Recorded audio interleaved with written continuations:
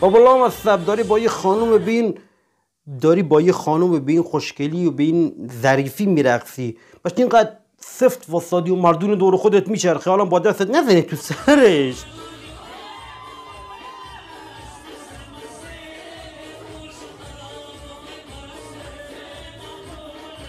خدای من اصلا رقصاشون ندیده بودم ها.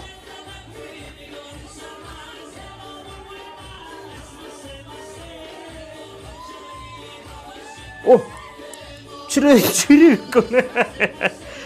خورده زده بالا.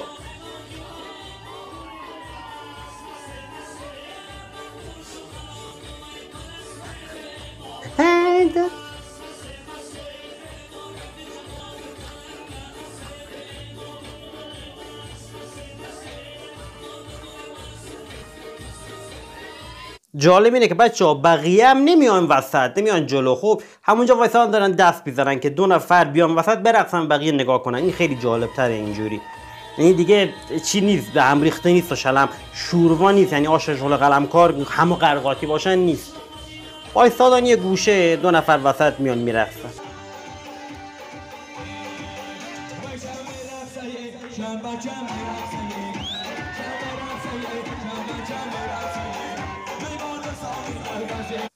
بچه این چیه دیگه؟ اینم تو تاجیکستانه. این دختر چرا اینجوریه؟ این زن چرا اینجوری میرقصه؟ چه قدم اندامش بده، یعنی اندامشو فقط مشقت برده، هم جلو رو پروتست کرده هم عقبو.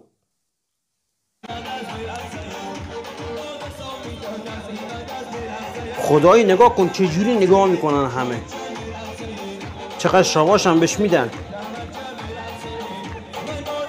این داماده. این داماده فکر کنم.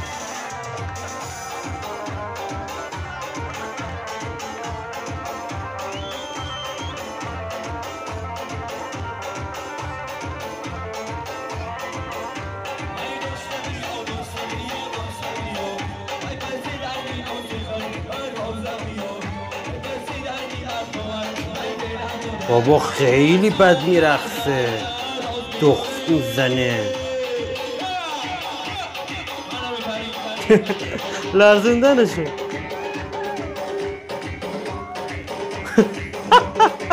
پر چه جویه این؟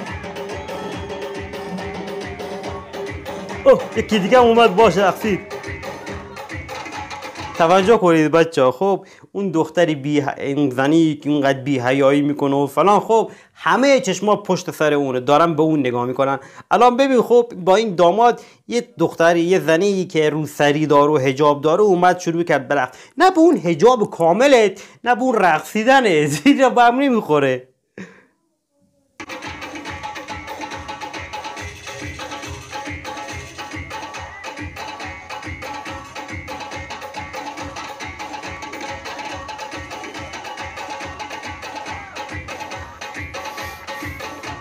دید کسی بهش نگاه نمیکنه رفت.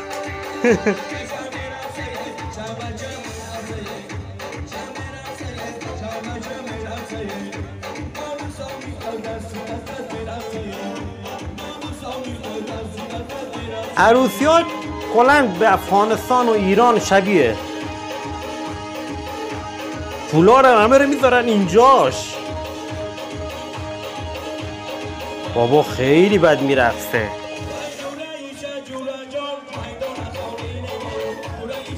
نبودم آقا نبودم.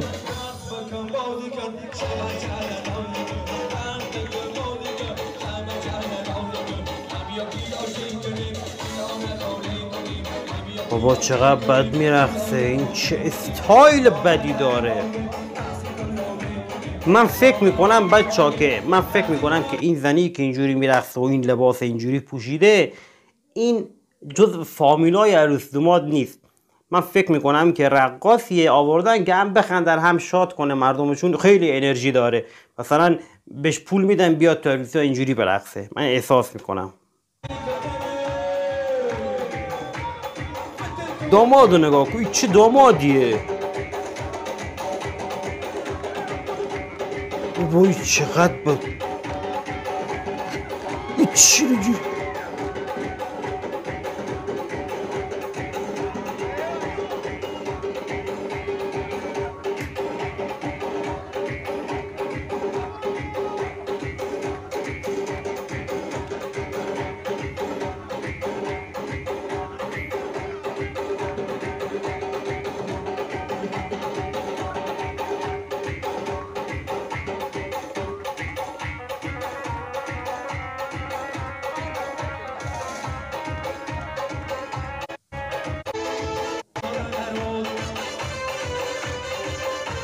چه داماد پر انرژیه.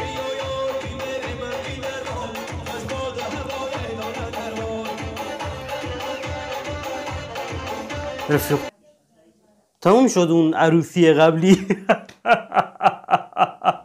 خیلی عجیب بود رقصاشون، یعنی فقط رقص اون دختر خیلی اینجوری می‌لرزوند اینجوری ولی خدایی خیلی مجلس گرم کنه ها، خیلی مجلس گرم کنه.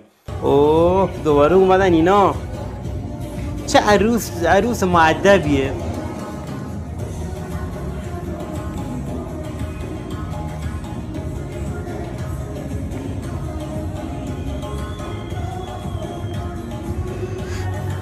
این فکر کنم عروسی یه آدم پولداره، چون ببین چه تالار خوشگلیه، تالارش خیلی خوشگله، چه گچبریایی داره.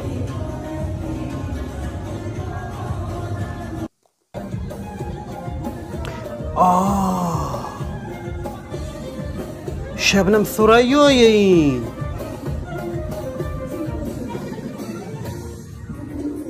بابا اینا خیلی پول دارن. شبنم ثریا رو آوردن واسه عروسیشون، ارکستر باشه، آهنگ واسه شون تو عروسیشون بخونه. یعنی شبنم ثریا خودش کنسرت میره تو BBC و فلان و فلان، اومده تو عروسی اینا داره اجرا میکنه.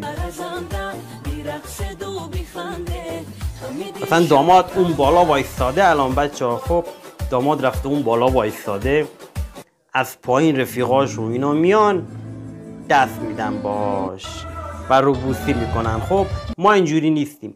ما که داماد میاد داخله، چون مردا و زنا از هم جدان. خب مردا که میاد وقتی از آرایشگاه میان و اینا، عروس میره طرف سالن خانوما توی یه محیطه، ولی سالناشون جدایی، میرن توی سالن خانوما، داماد میاد توی سالن مردونه و تا میاد میره جلو، با همه اول پرسی میکنه، با همه میگه خوش اومدین، دست میده، با همشون روبوسی میکنه، میگه خوش اومدین فلان. بعد مثلا میره میشینه، یه ساقدوش هم کنارش داره. بیا ببین چقدر پول دارن اینا. شبنم ثریا رو آوردن که واسه شون.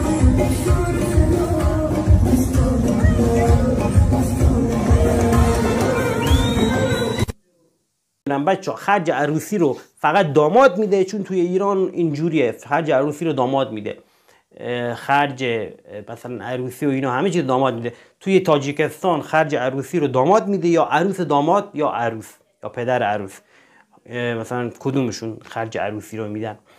من خیلی خوشم اومد بچه‌ها، مخصوصا از اون زنی که اینجوری پروتست کرده بود. مجلس گرم‌کلی بود خدایی، خیلی پر انرژی بود. توی هر عروسی یه دونه از اینا باشه دیگه اون عروسی کامل میشه. خیلی سوژه است. چاکر بچه‌ها اگه خوشتون اومد همین الان بکوب لایک و ساب کن و بکوب لایک و سابسکرایب یا مشترک شدن یا همون سابسکرایب اگه نکردی ساب کن و اون زنگوله رم، یعنی زنگوله دید اونم دینگ بزن تا هر وقت برنامه گذاشتیم یه نوتیفیکیشن واسه تون بیاد. تا دیداری دیگر، بدرود.